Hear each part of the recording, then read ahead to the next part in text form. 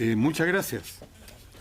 Mis agradecimientos al Instituto por invitarme a hacer uso de la palabra y me siento muy honrado de haber escuchado a ese luchador por los derechos humanos que es Juan Pablo Huanipa, quien nos ha dicho que sin duda Venezuela se encuentra en transición.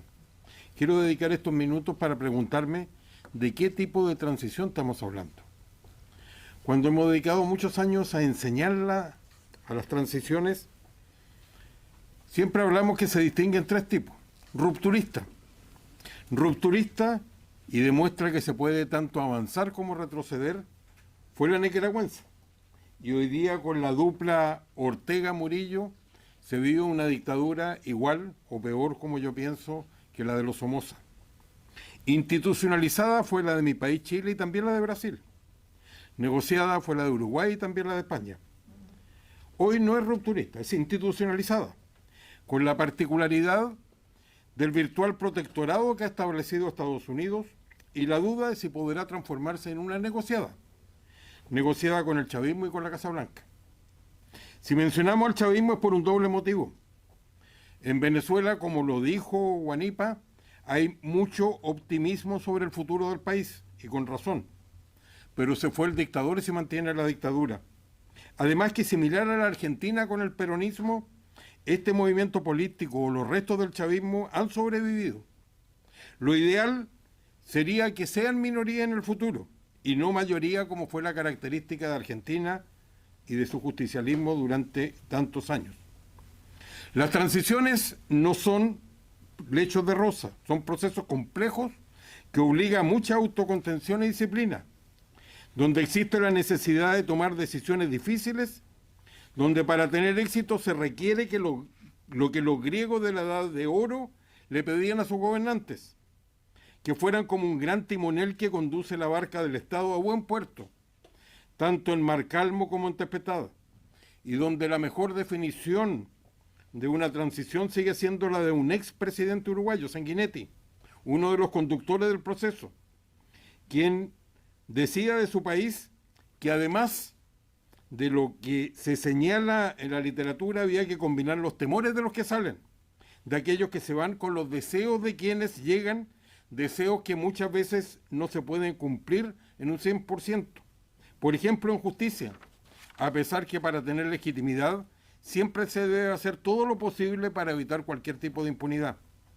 Venezuela es una transición, como nos ha dicho Huanipa, cuyo destino final es la democracia.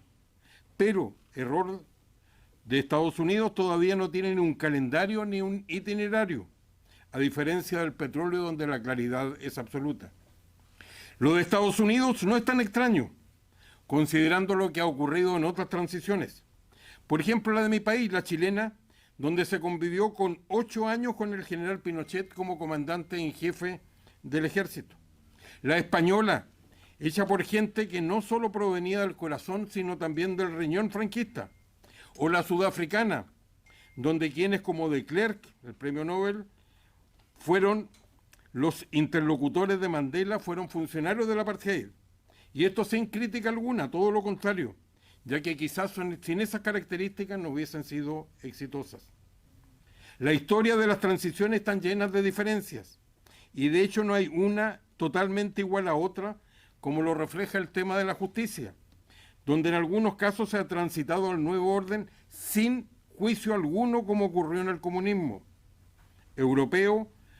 Hubo un proceso a la junta militar como Argentina, hubo países como Uruguay y Brasil con gobiernos de izquierda donde el día de hoy no se juzga a los responsables, o el caso de Chile, donde quienes cometieron violaciones de derechos humanos han sido condenados por los tribunales de justicia, existiendo casos donde quienes por los delitos cometidos acumulan cientos de años sumados a los procesos. Y si una característica distintiva tiene la venezolana, es que hubo un proceso electoral anterior, donde existe un gobierno legítimo, a no olvidarlo. Hay una dupla reconocible en el mundo, González como ganador el 28 de julio y María Corina Machado como indiscutible lideresa. Y sobre todo en este caso quiero detenerme. Es distintivo, ya que Venezuela tiene en ella algo que no se había dado desde Mandela, es decir, una figura en quienes todos tienen confianza, un activo que ojalá no se pierda. En el día de hoy hay dos preguntas básicas para el proceso venezolano. La primera es: ¿qué se echa de menos en esta transición? Y segundo, ¿qué le enseñan a la oposición democrática los procesos más exitosos? En la variedad de transiciones, pero considerando solo las exitosas, en Venezuela se necesita hoy día reforzar el rol de María Corina Machado como interlocutora de Washington y del chavismo, para asegurar el itinerario democrático, que no surjan dudas. Segundo, que la oposición democrática defina qué hacer con lo más complicado, incluyendo la difícil decisión de la justicia transicional, y si se va a perseguir todo crimen de lesa humanidad o si se va a limitar a los casos más graves y emblemáticos. Tercero, por experiencias pasadas, el único lujo que no puede permitirse la oposición es la irrelevancia. Ello significa, considerando los casos exitosos, toda la presencia que sea posible en las calles. Que tanto Estados Unidos como el chavismo noten que no pueden prescindir del gobierno legítimo, aquel electo tan recientemente, y que debe actuar sin complejos como tal. Lo que hoy debe ser percibido no solo por los venezolanos, que sí lo perciben, sino también por los inversionistas extranjeros, la Casa Blanca y su embajada en Caracas, y el chavismo, que debe ser obligado a entender que no se pueden tomar decisiones, por ejemplo, en relación al petróleo, sin presencia de la democracia y de los demócratas, aunque ello signifique a veces, para estos, tener opiniones distintas a las de Estados Unidos, considerando que los Rodríguez, y por eso están tan satisfechos, van a cumplir todo lo que les sea ordenado.